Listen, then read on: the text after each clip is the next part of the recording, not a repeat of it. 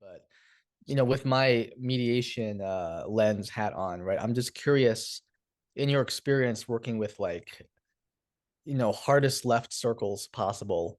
Do you think there's any opportunities or openings or interest in something like not even de-escalation in acute situations, but just in terms of resolving conflicts internally or some kind of shared understanding of how to go about resolving an internal conflict? When you're talking about like hardcore left circles, there are definitely like, because I consider myself a hardcore leftist, there are practical hardcore and pragmatic hardcore leftists.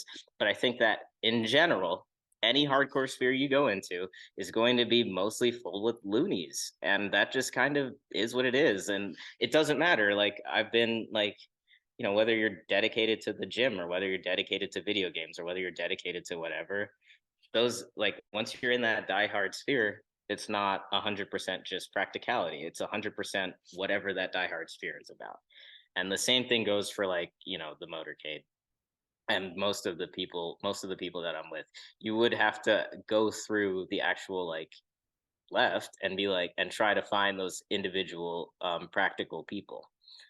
Um, but especially like I said, especially when you go harder or further into devotion, regardless of what direction you're going into, in my opinion, you get like whether it's religion even or whatever, you just go off the rails. And so that's kind of that's it's just a life thing for me.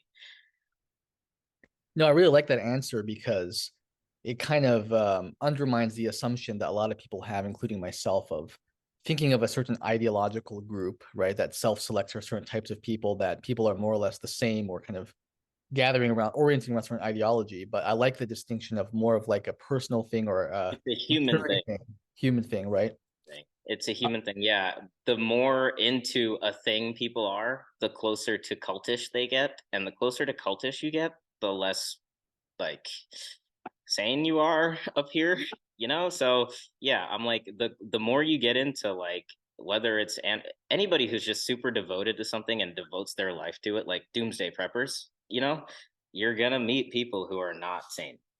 That's just it's like a bell curve, but it's like it just goes like there's a strong correlation between like dedication to something and like acting weird, I guess. Totally, totally. So yeah, so my follow-up question to that is when you're in these circles or you're going to events and you're encountering some, loony type of crazy people, and then there's also going to be people, I think you use the word like practical or reasonable, more mature individuals. Do you have a general like litmus test or general lens for what kind of character qualities or things that you look for? People like, oh, this person I could work with them, or you seem more reasonable, or that kind of thing. It's honestly the same kind of test that I would use. Like if you're just, and that's why it's hard to quantify, which is like I'm gonna give you a not great answer.